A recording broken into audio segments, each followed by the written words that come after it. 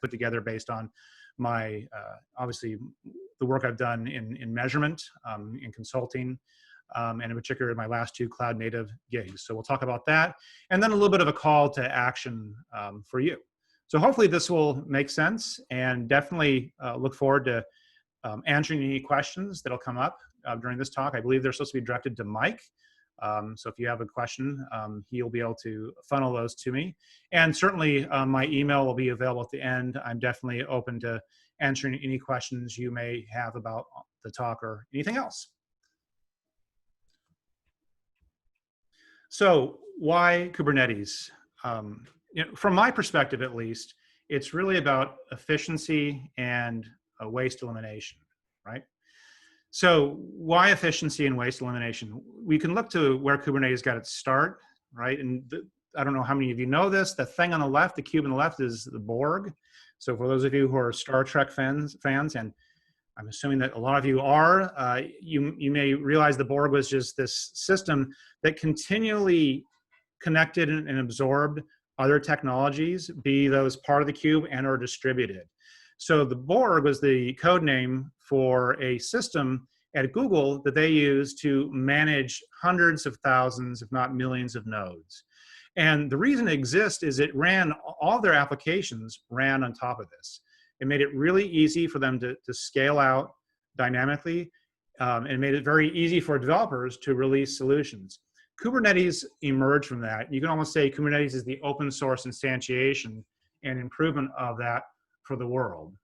So when I say efficiency, the idea is that you can run on distributed environments broadly with any sort of compute underneath. And this is really a big change, particularly now that it's kind of commoditized with Kubernetes. And when I say waste elimination, I'll get into that more, but that has to do with software development.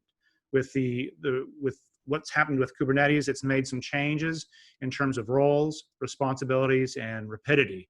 So we'll go into that. So anyways, why Kubernetes? I really see it as a macro change in terms of the efficiency of software development in particular and waste elimination. So let's talk about what's different here. So in what is Kubernetes really? You can consider it a distributed systems toolbox. It's not the only one. There are other ones out there. But this is really created an API for distributed systems. And I think this is what makes it very, very different. It's an API for distributed systems for the purpose of making it easy to deploy and maintain applications. And what's different is that the primitives that are part of Kubernetes are very different than the primitives you would see in the standard data center or even cloud infrastructure. We're dealing with a whole new set of declarative objects, ephemeral objects, and that are really oriented towards application, again, deployment, making it very, very easy for that. And so what's happening is that it's a distributed infrastructure with a whole new set of primitives and an API, and it's really shifting the idea of infrastructure left. We talk a lot about shift left in security, trying to get early in the development process, what have you. I want you to kind of take that same framework and think about the fact that we're shifting infrastructure. It's infrastructure as code, but now on steroids. We're shifting a lot of that power left into development. And when you do that, when you shift all that power and responsibility left, it makes a change in roles. We're seeing changes you're probably all aware of. Obviously, DevOps has been around for, gosh, a decade. You're seeing things like site reliability engineering as well, and other, and even DevSecOps, I suppose, that's more of a practice. But what this means for security is that roles and responsibilities are changing for security as well. And I would actually argue that the responsibilities for security are shifting left more towards development. Accountabilities or governance is even more so perhaps with security, but it's really shifting things in a way that I think is really, really important. And if it's something that you're unfamiliar with, I'm going to encourage you to become familiar with this because it's going to make your job different. If not already, it's coming to a theater near you soon. So what's the same though? The same is that you move from data center, right, to cloud, to Kubernetes and cloud native development. We still have bad guys. And the reality is that Kubernetes, because of its scale, again, think back to Borg, what Borg did for scale for Google, then Kubernetes releasing more of that kind of ease of distributed computing to the world, it makes it really easy to expose a lot more value to more people through more channels at higher velocity. So I want to think about two things here, why this is really important. For one thing, I think most people who are running Kubernetes likely are having it run in, be it Amazon, be it Azure, right? Google AKS, EKS, JKE. Some might be managing it themselves. So you still have a shared responsibility model. I mean, a lot of the underlying infrastructure, the nodes and whatnot, is being managed by your cloud providers. But what Kubernetes is allowing you to do is to be able to do distributed compute across providers much more easily, to spin up services much more easily with a lot more volume. And so from an application perspective, while the shared responsibility might not be as deep from a stack perspective, I'd say it's exponentially wider, and particularly wider in the place where it interfaces with the world, right? So the area that's actually exposed to people has the potential and or is exponentially much larger. So while the roles and what I'd really say the responsibilities for security in many ways are shifting left, the reality is that risk is still there. I'd say in some ways it's more inflamed, and in some ways it's less inflamed, right? Kubernetes changes things. It gives us some expressivity and power that we may not have had before. But the reality is what's changed again is that you have a distributed API for distributed computing that allows for a lot more velocity. What stays the same is the fact is that we have a lot and always have a lot more bad guys. All right, so what is winning now for us in this sort of environment? How am I looking at this? If you're a CISO in a cloud native company, a company that is working with Kubernetes, your company's probably done it because you want to move from, let's say, 100 releases a year to 1,000 releases to 10,000 releases with largely the same amount of resources, right? You want to get exponential scale. And one of the ways that you're getting exponential scale is really allowing developers in particular to retain their autonomy and agency. This is very important. I mean, again, you heard me talk about the idea that things are shifting left from an infrastructure perspective. The reality is the freedom and responsibility model is shifting much more towards developers so that they can expose more value to more people through more channels. From a security perspective, whatever that we're going to do from a security perspective should be participating in that autonomy and agency. So I'll give you an example that I've even written on it recently. If you think about NASCAR, right? You think about the fact that drivers are going really fast. They're going bumper to bumper, in excess of 200 miles an hour. And they have a pit crew. And you've probably, if you've ever watched NASCAR, you've seen how these pit crews, they're all seemingly very athletic, move very fast. And I liken DevOps and SRE to the pit crew. They go in and they do everything really fast and they get out of the way. They clear the way of problems and they get out of the way. And the reality is DevOps and SRE, they're really developers supporting developers, but they're very clear in their mission. The mission is really about velocity. The mission is about winning, ideally in one piece, right? We don't want anyone getting hurt. When we look at security, we don't necessarily observe them as part of the pit crew, right? We don't see them necessarily supporting the developer's autonomy and agency in terms of winning. Again, what's winning for business? Exposing more value to more people, through more channels, do more business. So I think it's really important that if you're going to be participating in cloud native development, that's ideally and probably likely having Kubernetes under the scenes. Whatever you're going to be doing in terms of a program design as a leader, in terms of the capabilities, you really need to be working backwards from this concept of enhancing developer autonomy and agency. I'm going to say from experience that if you don't operate from that perspective, it's going to be very tough sledding for you from a career perspective and for your teams to be successful. So going further down this path, we're working in a hyper-compressed times, and Kubernetes helps all that much more with making things go fast. And the expectation really is immediacy of satisfaction. And what do I mean by that for a developer? The reality is that as a developer, my ability to go from my laptop right into production, I mean, developers can, they can create ingresses now, right? I define an ingress. The idea is I'm creating something that in theory could be reachable from the outside universe. That power and that expressivity and power to do that is now with the developer. And plus, again, they're going from 100 to 1,000 to tens of thousands of releases. So there's already this motion of immediacy of satisfaction in terms of getting their work done, right? I would argue that anything that we're going to do from a security perspective really needs to be received in the same way. You're preserving their autonomy and agency, and you're thinking about anything that you're going to do that may have some impact on them in any way, shape, or form should be received in terms of immediacy of satisfaction. Hopefully that makes sense. Another principle that I think is really important, and for those of you who have read my book or heard my talks, I talk about, don't beat the bear, right? Or what we call beating the competing model. And this is going to tie into the thing I'm going to talk about next. As you're designing capabilities, as you're looking to participate in becoming part of that pit crew, as you're looking to become part of developers helping developers, as you're looking to become part of that team that's oriented towards helping your business win, the idea is you don't have to aim for perfection. Listen, DevOps has been doing this for at least 10 years, right? They have a big jump on you. I mean, you're completely outgunned when it comes to comparing yourself to development. Your job is to move the needle in the right direction, right? So when I say these things and you think about Kubernetes and being overwhelmed with technology and, what do I do? Which way is north? Just focus on the fact that, you're not competing with perfection. Again, you may have heard the joke, right? Beat the bear. Two campers are going out camping. One of them puts on running shoes. The other one has hiking boots on. The one with hiking boots says the one with running shoes, "Why are you wearing running shoes?" And the one with the tennis shoes says, "Well, I've heard there are bears out here." And one with the hiking boots says, "Well, you are never going to outrun a bear." And the response from the tennis shoe one is, "No, but I'm going to outrun you." Right? And so this is, again, the idea is that, look, we're not competing with perfection. We're trying to compete with the competing model. And if the competing model for security is saying no, that's already a model that's pretty easy to beat. You want to move from that to moving into how you help support autonomy and agency of developers, allowing them to take more responsibility for security.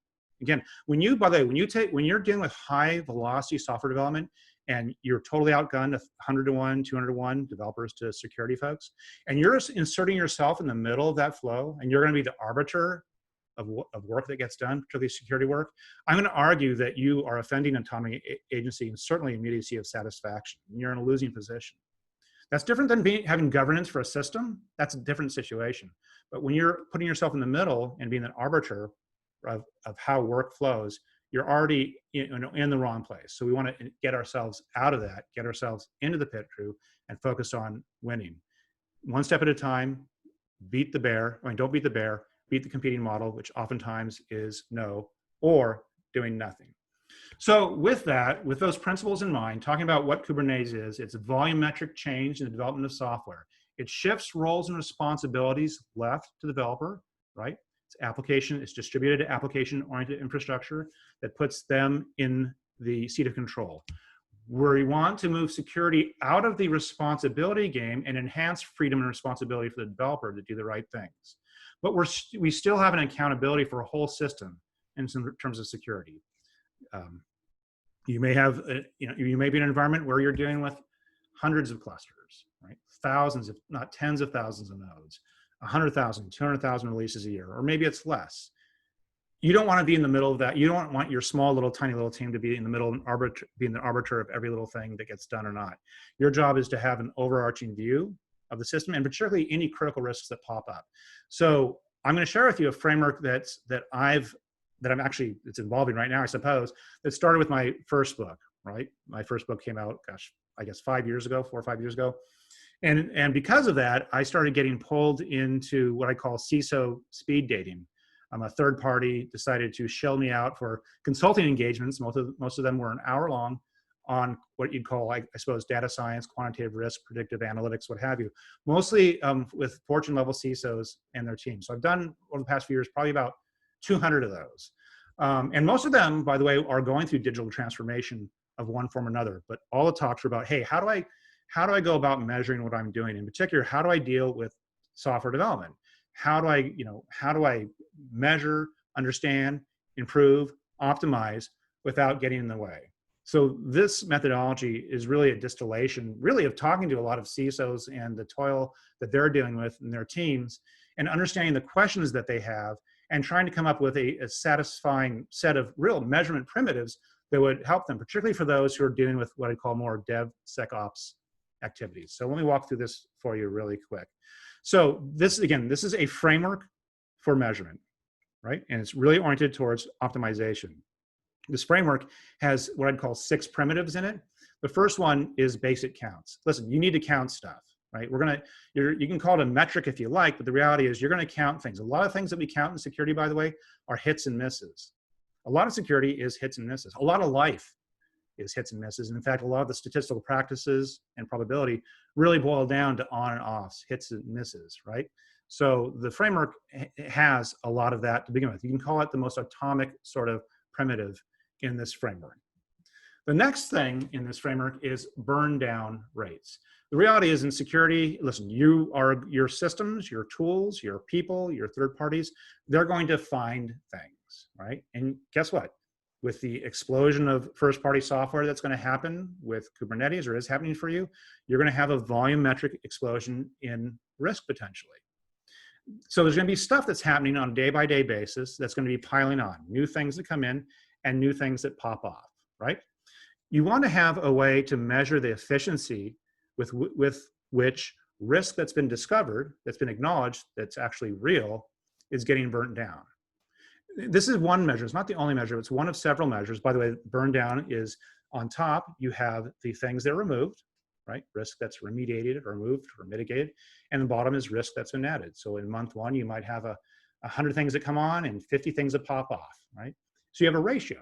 And maybe you're running, maybe it's critical, it's critical, externally, exploitable vulnerabilities, blah, blah, blah, whatever it is, however you distinguish it, you might have, that might be a part of the real estate that you want to measure. And you would find yourself, you'd baseline, you'd say, okay, we're running at a 65% efficiency rate. And that could be, again, you could look at that across the last month, or you can have cumulative for a whole year, a cumulative rate. And then you can actually say, well, okay, based on that cumulative rate where we are now, what's the trend versus the previous month? You could have a delta with this. But it's a way for you to start understanding, are you getting better or are you getting worse at controlling risk, particularly the risk that you've acknowledged? I don't think this is necessarily particularly enlightening to many of you. You may already do this. By the way, it's a standard sort of agile metric out of software development. So we're really taking from them and applying it here. And we want to do that, by the way, because if that's the way they measure and we're looking to be part of the pit crew that supports them, we probably want to start using some measurement methodologies that would make sense to them. So basic counts, which are part of the composable things that go into burn down rates. The next one is arrival and departure rates. So there's a standard way of measuring, I'm not going to get too statistical with you. Many of you probably heard of the Poisson distribution. There's a bunch of variants along that. The idea is that you're measuring the rate with which things materialize. So you could say the rate with which critical vulnerabilities materialize on our external infrastructure. Let's say you've chosen to decompose and do that. You could say that our current monthly rate, again, if we're using statistical approaches, there'd be variance and all that, but let's just say it's 40, right? That's 40, that's the average rate over the last month, and there'd be a delta from the previous month or previous quarter. The idea is you want to get an idea with the rate at which things materialize that matter, right? That's going to create work for somebody, by the way. You also want to understand the rate with which things depart. You want both of those. You want to understand. So again, we have basic counts, which these things are made of. They're empirical, mathematically unambiguous, and audible ons and offs or hits and misses. They're not squishy things. They're very empirical. You have burn down rates. This is the work that we're doing. We want to understand how much, what's the rate at which we're actually handling this risk. And we want to understand the rates with which things materialize and with which the rate they disappear, right? So here's another one. These are, again, the fundamental primitives for measuring what I'd call DevSecOps capabilities and orienting yourselves towards more performance. The next one is, you can call it survival analysis. It's also known as engineering failure analysis or time to live. By the way, the framework starts with what I'd call simple arithmetic approaches, right? Deterministic approaches, and then shows you how to do all the probabilistic stuff. For those of you who are very nerdy, it tends to be very Bayesian in nature. So survival analysis is a way to understand really time to live on a curve. And this really comes from epidemiological sort of stuff. So obviously a very timely sort of subject right now in the time of COVID, but it's a way to understand risk and how it ages, and to understand how even what do you call tail risk ages. So let me give you an example. You might say that 50% of our critical, remotely exploitable vulnerabilities live for 48 hours or longer, based on today, right? 48, the data cumulative up now, 48 hours or longer. 10% lives for 2 weeks or longer, and 1% lives for 400 days or longer. So you end up having a curve, right? And again, when you get into probabilistic methods, we take into consideration our uncertainty. The idea is you understand a curve, and then you can understand how well that curve is doing over time. You could have an improvement kind of in the mean, like at that 50% rate, but it could be getting worse on the tail, that 1% rate. And listen, bad guys tend to, people attack the back of the herd. You want to be aware of that. So it's really important to have that and be able to have systems that allow you to alert on those things and if there's changes, whatnot. So again, basic counts make up everything: empirical, mathematically unambiguous, auditable, burn down rates in terms of the work that you actually brought on, right? Typically would manifest as some sort of ticket, whatnot. Arrival rates of risks that shows up, you can see threats or vulns, doesn't matter. Arrival rates and departure rates. Because again, you're trying to again, all these are, by the way, are about baselining your capability, right? Capabilities are composed of people, process, technology, tend to be very complex, but we're looking at the empirical evidence, the outcomes that complex capabilities produce, right? So survival analysis, okay? Lastly is escape rates. You can Google escape rates. You'll see some DevOps talk about escape rates. There's discussions of escape rates in healthcare. Escape rates actually it's actually a pretty simple concept. You can get complex in implementation. I'll try to simplify it for you now. So what is an escape rate? Just think of a bad guy, escaping from prison, or dangerous, homicidal maniac escaping from an asylum. The idea, there's a rate at which risk moves from a state of control to a state of less control. So for example, you could have vulnerabilities that are discovered in stage or pre-production. They're discovered, they're known. Your tools, your goodies, maybe they're integrated into your CI/CD. I don't know. But there's risk that's been acknowledged. It's observed. We see it. And then there's risk that makes its way into production. We observe and we see it, right? Now, if we see something that we observed in pre-production, but then we observe it in production, that's something that escaped. There's a variety of ways to look at escapes: north, south, east, west, sort of risk movement, whatnot. But the reality is we always want to go back to empirical, mathematically unambiguous, and auditable. I'm going to go back to this thing, auditable. It's really important. At some point in time, you're going to get audited on this stuff, particularly if you're making some decisions, and you need to make sure that you can point back to real hard data. So not that I'm going to say that this is perfect, what I've put together here, but when it comes to what I've seen as a cloud native CISO and talking to several hundred CISOs and their teams, in dealing with the quantitative nature of the books that I've written, this seems to me to be some of the fundamental things that we can do, particularly when it comes to DevSecOps oriented measurements. I would say that these are the types of measurement primitives that you can use to make betterments. So I want to talk about one more thing real quick. We've talked about baseline objectives. So these end up being baselines. You're baselining processes by looking at outcomes. We're looking at empirical outcomes, and we're baselining rates to get an idea of and how they change over time. Now, objectives is the idea of being super clear about the outcome of measurement. Like, what the heck am I talking about? What is it that I want to measure, and why? This ends up being a little more qualitative in discussion, but I'll give you a couple quotes, or one quote, and then I'll give you an example of why this is so incredibly important.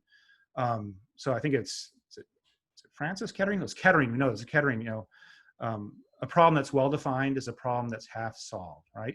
I think in security, we can end up measuring a lot of things that we think are important, because we see vulnerabilities piling up. That must be important.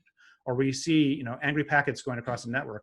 That must be important. I'm not saying it's not, and very well may be, but you need to be aware of the fact that we as humans have a tendency to want to measure the things that are obvious, and oftentimes forget to measure the things that are important. And it may be difficult to get at what's important, but I think through a lot of discussion, through being real clear, we can get to there pretty quickly. But this shows up really obviously. You're probably aware of the story. It was World War II. Bombers were, I think, roughly 5% of the bombers were getting shot down by artillery. And they decided, a bunch of officers decided that they wanted to put additional armoring on these bombers. And they looked at bombers that had returned from battle. They looked at where the holes were on the planes, and they went about starting to put additional armor on the planes. By the way, it reduces the aerodynamic nature of the bombers, creates more fuel, very expensive. During the process, there was a statistician, Wald, who said, look, I have a feeling that it's the bombers that didn't make it back that have holes in different places. And he was right. You know, this is a standard sort of problem that we have where it's very easy and compelling to measure the things that seem obvious, that seem dramatic. The idea of having clear objectives, and the Boom framework helps you to walk through that. How do I go about getting a standard set of clear objectives? Then how do I start baselining those processes? And by the way, I'd say 90% of what you need to do to improve processes will just occur right there. But the next step is then to get into optimizations, right? How do I then, having these baselines, understanding an objective that I'm looking for, how do I go about making sure that the things I'm going to invest in, the knobs I'm going to turn to make betterments, that I'm actually choosing the right ones, and I'm not choosing things that are a distraction. So that's baselines, objectives, and optimization. The measurement just refers to the fact that we use both deterministic and probabilistic approaches. And the probabilistic approaches are really predictive analytics or Bayesian analytics. I shield you a lot from a lot of that complexity. So that's the model. So I'm going to dive into escape rates real quick, just to give you an example of escape rates. So let's assume that you are a CISO, you're with a moderately successful company that has a lot of, maybe hundreds of software developers, right? A bunch of different small two-pizza teams, Scrum teams. And you're going to go ahead and measure critical vulnerabilities that are getting exposed externally, right? So you're going to measure that. So on the left-hand side, you have stage. And let's assume that you have some semblance of vulnerability management. Maybe you have some tooling, I don't know what you have, but you have some way to detect whether or not there are vulnerabilities before production. And then you have some way to determine whether vulnerabilities still exist after production. So on the left, we see the green ones are vulnerabilities that are known and remediated that made it to production. The left are red ones that are known and not remediated. So you have an escape rate there. You have two things that escape. There are unknown things that happen all the time. That's all the stuff that we don't know. Let's get good at the things that we do know, and then we can start talking about fantasy, right? So we're dealing with real hardcore, audible, empirical, mathematically unambiguous evidence here. And so this is a small amount of data. And to say that, okay, well, that's just the exact, that's the exact escape rate would be wrong. Because again, the reality is that we don't know how many vulnerabilities there are. We're unsure. We want to baseline a process. So in this case, by the way, I'm showing you a little picture into more advanced measurement. So this is the predictive analytics. I use this with air quotes. The reality is this is called empirical Bayes. These are all fancy words. We like to, I guess statisticians like to put intellectual prophylactics around their things to keep the pagans out like myself. So we have a 25% escape rate with a lot of uncertainty. We're actually pretty unclear about what the actual rate is. So we go cumulative to the next month. This is cumulative. And we have more escapes, stuff we know about that gets into production. And we're starting to baseline. It looks like actually if we're to make a bet, it's closer to 30% now. But we have more data, and with more data, your uncertainty shrinks. 1 second. So we go one more month, cumulative for a quarter. This is just one Scrum team, right? And we're starting to baseline. We're starting to see that this rate is starting to stabilize, roughly around a 19%. There's some variance. We don't have all the data, right? But as we get more data, it'll get pointier and taller, and we'll know more, right? So let's look at what this might look like to instrument this a little bit more. You don't need to understand the code that's there. All you need to know is that I wrote it, but please don't be impressed. This is R, by the way, go R. So what we have here is we have the understanding of critical vulnerabilities in this case, right? We can call these P0 vulnerabilities. You could say you have an SLA around P0s are supposed to be fixed in 24 hours, right? The idea is that you want to know about any of those that tend to go above a 5% rate. Let's say you've baselined right now and your KPI is around 5%. You can measure that. You can have P1s and P2s, and the chart below it represents that data, right? So the colors correlate with that. The idea is you're trying to get at, where do I have P0s that are having a tendency to exceed what I've defined as an acceptable baseline rate, which is 5% in this case for P0s, a 10% for P1s, or 20% for B2. So why is this important? Because you may have Scrum teams that just started out. You may be a very successful company. You're hiring people all the time. You're hiring third parties, and you're just growing like gangbusters. You're using Kubernetes, and you're excreting a ton of software. So how do we go about addressing that? So again, escape rate is a DevOps metric, by the way. And we use rate, we start using rate as a policy to be. We're setting the capability, we baseline. We can score the strength, by the way, of relationship between capabilities and rates. This gets into optimization. And again, optimization, the practice of optimization is doubling down on relationships that matter. What we're really doing is we're looking at the kinds of data generating processes. We're trying to understand those that seem to have the most, to make the most difference. And by the way, we're trying to stop doing those things that aren't important. Right? We have something that we're doing and it's actually not having an impact, let's say, of getting to 5%. Well, we should probably stop doing that. So let's take a look at this a little further. We're going to go at a little scale here. So let's say you have 50 Scrum teams. My first cloud native gig, we had, I think, 150, but it's much bigger. So what are we looking at here? This is kind of an eye chart. Just know that that's 50 Scrum teams. Some of them are brand new. And how do we know they're brand new? They look like very wide TIE fighters. You think about Star Wars there. That means they have very little data. It means we have a lot of uncertainty. The one on the very bottom has been around for quite some time. So let's get this a little bigger so we can look at it. So again, let's look at that first one up top, the number 30, that's team number 34. They've had a total of 140 escapes over 700 events, right? So we see where they are. We look at the next one down, team 50, less data, right? 100 total, then you go 50 total. So the reality is that we have some teams that have been around for a long time. We have a lot of data. We have teams that have not been around very long. So what are we doing here that's actually particularly interesting and useful? Well, I would argue that most people, when it comes to security measurement, if they were to have a new team, they would say, okay, well, we know nothing. It could be, they could be creating critical vulnerabilities all the time, or they could be creating them none of the time. But the reality is we don't treat any other thing that way. Think about baseball.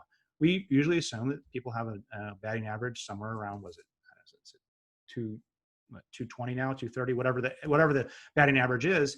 And if you're a new batter and people are going to be making bets on you, you're going to inherit that batting average in general. And then as you have hits and misses at bats, they're going to start changing your rate. That's the same thing here. So what happens here across all 50 Scrum teams, they have an inherited average, which goes into the calculations. And then as we learn from the data, as there are more hits and misses, it adjusts. The red line represents that current average for all of them right now in time. The blue line would represent the next goal. We want to start shifting left. We're going to start investing in certain capabilities to actually make us better. And the green one could be, okay, and then 2 years from now, that's going to be the new average we're going to shoot for. So again, a Scrum team is like a baseball player. They can inherit a league average, right? We don't just start with tabula rasa. We start with a league average. The more data we have, obviously, the more certainty. Again, on the chart on the right, the teams that are very wide, those are new teams. We don't have a lot of data. The teams that are very squished together, like the one on the very bottom, we actually have a lot of data. The true vulnerability rate is likely to be 95% within each band. This is a credible interval, not a confidence interval. It's a little bit different. But what we'd say is we believe, based on the amount of data we have, that the true rate exists in that band, again, the edges of the TIE fighter, right? And we can set KPIs, which can be points, just like the color line. So we can say, all right, we are going to be shifting over time. We're looking to get better through maybe new security practices, things that we might do to improve our environment. And we want to be able to shift that average performance over to the left. All right, so I've shared a lot with you. I've talked about the nature of Kubernetes, right? What does Kubernetes do? It allows us to expose more value to more people through more channels with a tremendous amount of velocity, right? Google was doing it with this thing called Borg, eventually shift to Kubernetes. Everyone has Kubernetes. I'd argue that Kubernetes is kind of at the source of cloud native development, and it's about going from 100 to 1,000 to 10,000 of releases with the same amount of resources. I'd argue that much of digital transformation finds its root in this activity, all right? We talked about what that is, right? And then we started eventually moving into how we might go about measuring in a high volume environment, right? Looking at what I'd really call DevSecOps metrics. I talked about a framework that I've put together for this, which I'm publishing right now, which will be available to you. It should be out on the Soluble blog shortly, and it'll be in my book, right? By the way, for those of you who are thinking of writing books, you never make money at books. So if you think I'm trying to sell a book, I'm certainly not doing it for money, because I don't make any. So no shameless showing there. So I want you to consider that Kubernetes exists to enable developer autonomy and agency. That's a different way to think about it. Kubernetes exists to enable developer autonomy and agency. It shifts application infrastructure left in many ways. Sports, freedom and responsibility. You need to win by enabling development teams to do the same with security. To the extent that we stand in the middle of the torrent of software and are going to be the arbiters of security workflow and going to be the arbiters of what's good, bad, and indifferent, is to the extent that we are disenabling autonomy and agency. Consider that Kubernetes shifts infrastructure left with new primitives and APIs. So you win by considering you are now totally outgunned. You were outgunned before. You were outgunned in terms of both the volumetric rate change in software, and you're outgunned because you have a whole new set of primitives that probably a lot of your teams and your tooling don't understand, right? You get leverage, though. You're going to get leverage, though, by clearing security obstacles out of the way and then getting yourself out of the way, too. What do I mean? Again, going back to that analogy of the pit crew, become part of that pit crew right alongside DevOps, right alongside SRE. Be a part of developers, helping developers. So consider that Kubernetes shifts many security responsibilities to development teams. It's just a reality. You're probably likely not going to have access to clusters. They are. SRE will, DevOps will, you won't, developers will, right? It just shifts in fact, a lot of that infrastructure is shifting left so much that's disintermediating a lot of ops jobs too, right? So it's not just you, it's operations in general. And so it shifts that and increases the need for effective security accountability and governance. I'm going to argue that your role, now that risk is being scaled out, right? Exposure risk is being scaled out in ways we've not seen before. What it does change is the need for better accountability and governance. I'm not talking about compliance. I'm really talking about, well, honestly, measurement in many ways.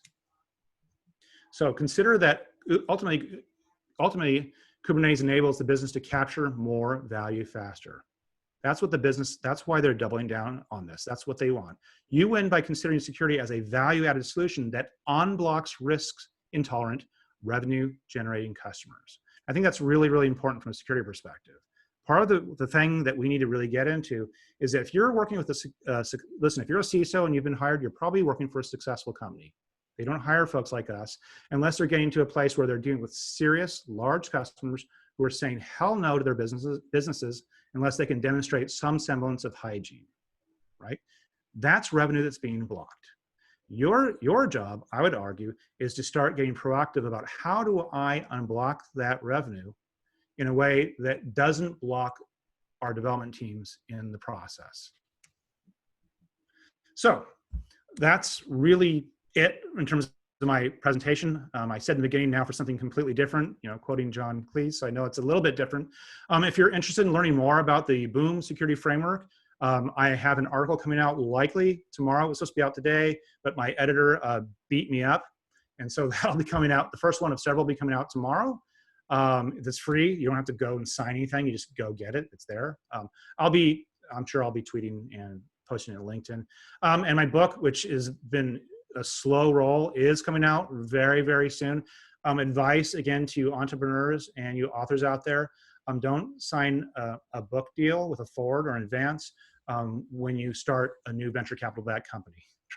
Try to line those things up so they're not overlapping. But that being said, I know that this got a little technical in a little bit of a different direction. I know they got a little philosophical too, in perhaps a little bit of a different direction as well. This is just, really from my experience, again, as a cloud native CISO, and my experience talking to hundreds of cloud native CISOs, particularly those who are struggling with Kubernetes and cloud native and how to measure. So again, I thank you for your time, and I'm very open to taking questions if I haven't scared you all off. Excellent. Rich, thank you so much. That was really an awesome presentation. Greatly appreciated. And of course, we do have questions. And typically I would roll with, my question right off the bat, but instead I've got Brooke Schoenfeld here, who has not joined us in a long, long time, and he's got some questions. And we've known each other a number of years. So I'm going to start with a couple of questions from Brooke. And the first one is, give us some examples of how software security practices might be shifted to organically integrate with, say, a DevOps chain. Say that again?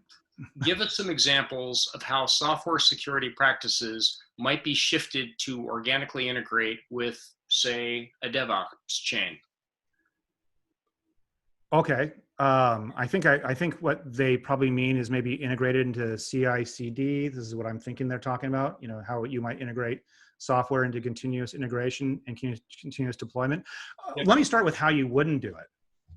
How you wouldn't do it is doing it in such a way where the flow of software, in terms of going from developer writing code to actually deploy, where that flow is having to wait for scans to complete.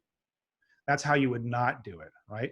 So if you're doing any sort of process that's going to block the actual the ability to accelerate and develop software, I'm going to argue that that is not how you would want to do it.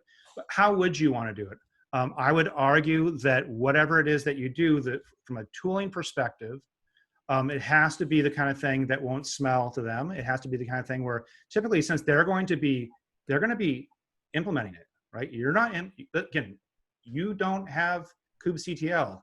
You're not logging into things. You're probably not, again, if you're with a successful company with their separation of duties, clearly you're not doing that, right? So it has to be the kind of thing where it would make sense to them. It would be something likely that is germane in terms of how they go about doing work. If we observe how DevOps acquires solutions and deploys solutions, DevOps SRE, typically it's largely, if it's not open source, they're getting it from Edibus or Google, right? And or it's some other SaaS related solution, definitely API based, non-blocking, and typically it's going to have next to zero overhead in terms of, because again, they're not actually particularly interested in security, to be honest. I mean, they want to make good stuff, don't get me wrong, but they're not interested in the care and feeding of security solutions. So I'll just reiterate, how do we know what not to do? If what you're deploying is going to have an actual impact, meaning making people wait, and going back to the principles of waiting, he's like, no waiting. That's waste. That's economic waste, by the way. If you're going to create economic waste, it's just not going to happen. It has to be the sort of thing from an affordance perspective, right? That makes sense to them, right? And if we look at how they actually consume third-party software or open source, it has to line up with that sort of activity. So hopefully I answered the question. Again, realize I'm a CISO, but this is what I've observed. Got it. And just for fun, because I'm sure Brooke is still online, and he's got one more question. So this one is also, since there's a fair body of data that demonstrates both that only a small percentage of discovered vulnerabilities actually get exercised and that CVSS isn't a good predictor of exercise, how might developers identify those vulnerabilities that might get exercised out of the torrent of announcements? Yeah, so I think that, again, back to what I said about security being the arbiter of what's important and what's not, like the idea I'm going to stand in the middle of the torrent of software and say, yep, that's a false positive, that's a false negative. I'm sorry, you're probably not a Kubernetes expert. You're not. Most of you aren't. You're probably, whatever the vernacular of the language they're dealing with, you probably don't, you don't spend your day in, day out writing that language. You're not a service owner. You don't know what the purpose of that microservice or what it's doing. You don't know. You have next to zero context. Your job as a security person, going back to this idea of governance, if you're going to put solutions in place, is getting immediacy of satisfaction for that person who actually has to make change, the richest context humanly possible. So if it is a false negative, not false negative, it's going to be false positive. If it is a false positive, that's at least quickly ascertained by the experts. I know listen, I've got kind of a data science background myself. I've built teams. I'm a big believer in analytics. Obviously, I write on the topic. But the idea that you're going to somehow automate away the deep expertise that's embedded in creating services, and you're going to have a security magic wand that all of a sudden is going to vet through all this stuff and say, this is the thing. No, I think our job is actually to enhance operational excellence. Again, moving in terms of freedom and responsibility to them so that they can quickly, even in bulk, just swat away all the noise. This is my belief. Security does not have enough expertise to sit in the middle of various software languages and the Kubernetes Kubernetes system and be some arbiter of truth. It's not gonna happen for you. So stop. I think that's pretty clear. Thank you. Next question. So this one, nice, pretty clear question coming from the audience is, what is a way to work with developers to guide them while staying out of their way, but keeping visibility of what they're actually doing? Well, I suppose governance is what we're referring to here more broadly. You can call it visibility, right? And let's just start with that. Why does a security person want to have visibility, right? And we can drill into visibility to what, right? What is it that they're trying to see?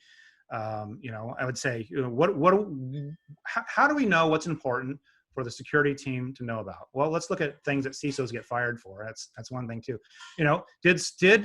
Was there an ingress, or all this in a production environment? Was there an ingress all of a sudden that showed up dynamically that actually is exposed externally, right? All of a sudden, boom, there it is. Again, you're dealing with hundreds of two-pizza teams, maybe hundreds and hundreds and hundreds of developers. You're doing thousands or tens of thousands of releases a year, and all of a sudden, ingress shows up. This is the kind of thing that you would, as a security leader, are going to want to know about, particularly if it's something new that didn't happen before, and you're going to want to understand, okay, is this a thing or is this not a thing? You probably are not going to have enough context in and of yourself to know the answer to that, but your job is to build capabilities together that allow the organization, particularly those who would be responsible, in theory, if you're tied into GitOps and whatnot, you'd have some idea of ownership, right? You've done correct labeling. You'd be able to quickly go to the actually responsible people and say, is this something, is this nothing, right? So, how do we get visibility about the things that are really important? How do we get it in a way that's quick and meaningful to us? And if there's going to be work, how do we get that work to people without us necessarily having to be, necessarily a traffic cop? I only answered one part of your question. I don't know the rest of it. So if you want to repeat it, but I think I answered an important part of it. Yeah, I think if we want to go further, we can argue about that later. But I have a question from Tyler Pinkard, and this question is, with respect to Kubernetes security, do you have strong opinion on container versus host security / both? Container versus host security? Yep. Yeah, yes. If you have, if you have container images that are out of date, they're packed chock full of software that is vulnerable and it's actually exposed to actual threat, be it external or otherwise, you shouldn't do that. If you have hosts that can then because someone can escape out of that container that's now vulnerable and they can get into the host and then go do a bunch of extra chaos, that's bad too. Don't do that. My recommendation, to the extent possible, is you can transfer as much of that risk to your infrastructure provider as possible, because let them own that, as much of that risk as humanly possible. Okay, got another question for you. And this one is, I have developers doing different things in different cloud services. How can I work with them to apply security in a standardized way across clouds? Multi-cloud, multi-cluster, how can you do that? Yep. Well, again,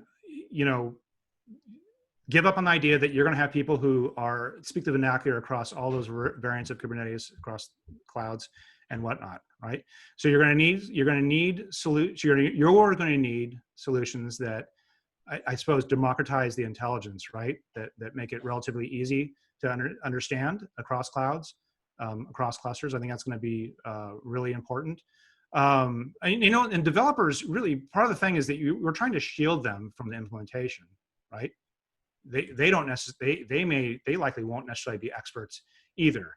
So whatever it is that you put in place, you want to make sure that it gives them if they're the one who are going to be responsible for making a change, like all of a sudden it looks like I've deployed, this is my SQL database, and I use the Darth Vader image from the Death Star, and I have, clear text passwords in my, config map or whatever. You want to just make it as easily as humanly possible to get that work to the right people in a way that's readily digestible by them, so they're not going on a hunt to get answers, but shield them from the complexities of the implementation, the multi-cloud, multi-cluster implementation. That'd be my best, very high-level answer.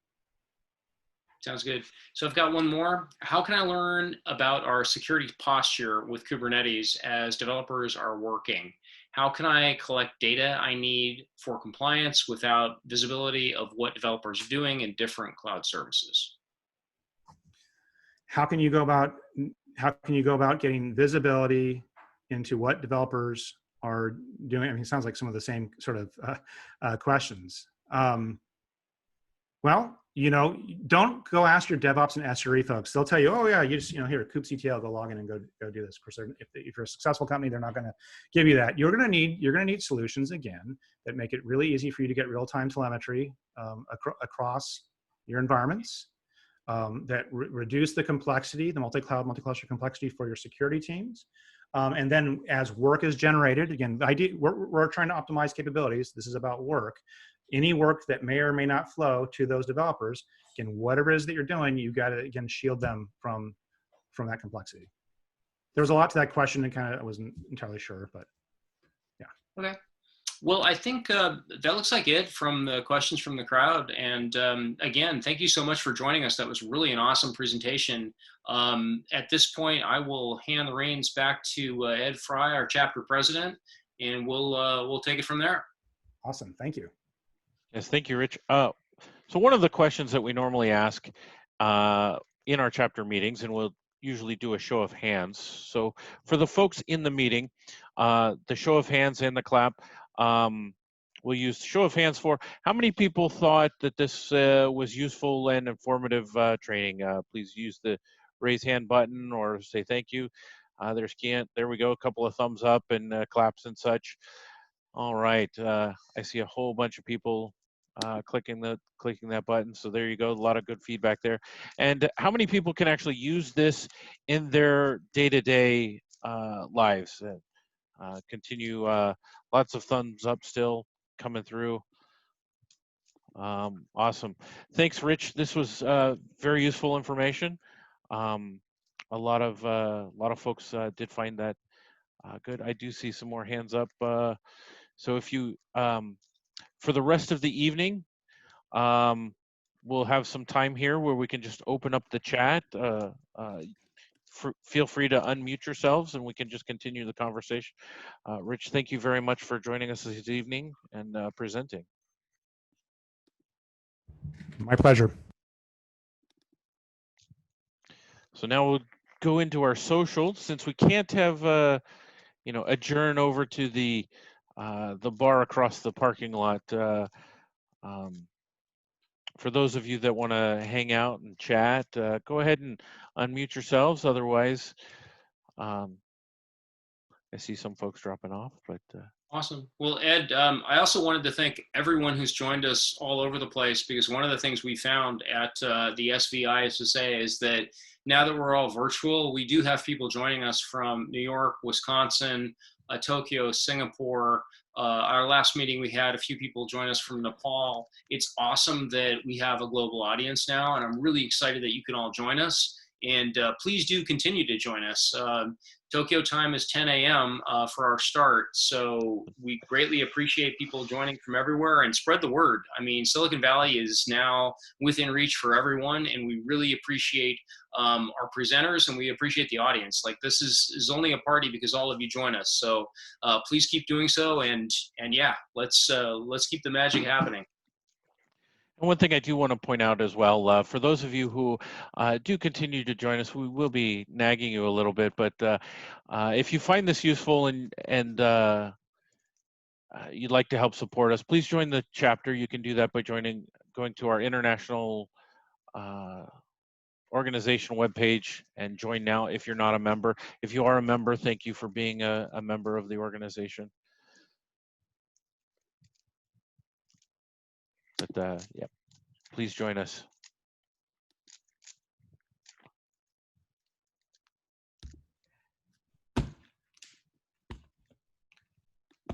And also, if anyone has any additional questions for the speaker, feel free to bring them up now, shoot them in the private chat, do whatever you'd like. But I know sometimes it takes a while for people to think, oh, hey, I had this question. Now's a fine time to bring it up, and a fine time to have any ongoing debates that seem to be going on in the chat during the presentation. So I don't know, Brooke, if you're still there, feel free to pipe in.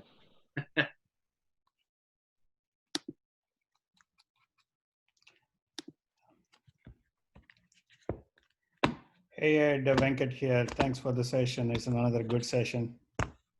Thanks, Venkat, for joining. Anytime. I get to see you like this. I mean, I'm not talking. Can't see each other in the office, but here we are. Exactly. What can I say? It's probably going to continue for some more time. But I like the idea of people calling in from other part of the world. That's I don't think that's a good part. Yeah, the barriers have definitely broken down to allow more inclusiveness. It looks like a more flat now.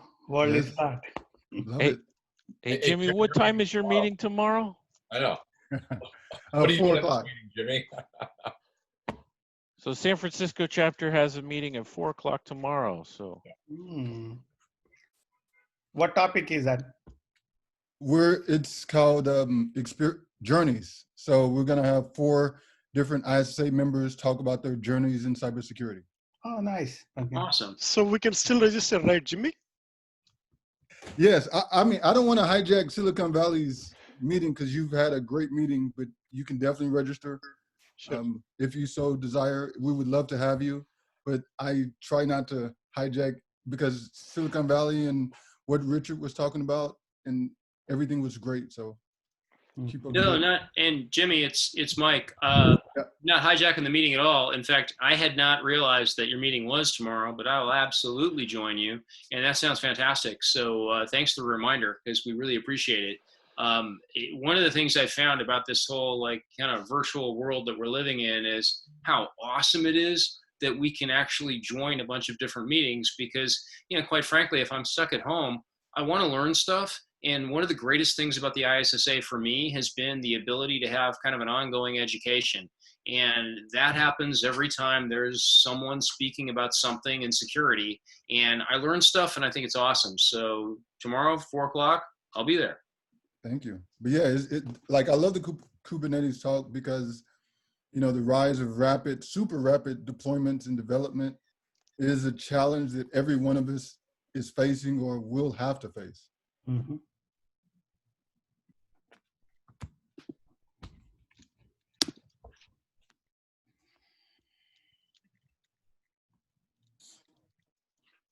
So we'll go ahead and keep this open for a few Thanks, minutes everyone. longer. Thank you, Rich. Again, a great presentation.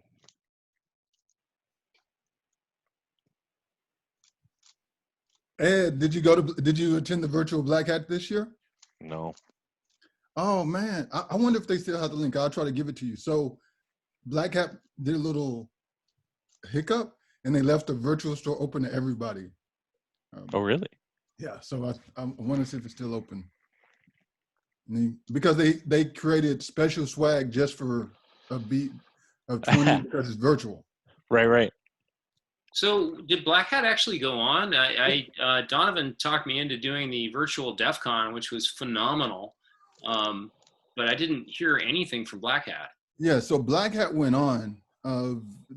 It wasn't what you're used to, but it went on. They had the sessions. They still charge people some money for it, but it happened. Yeah, I mean, DEF CON was free, and they used Twitch, and they had, between speakers, they had DJs.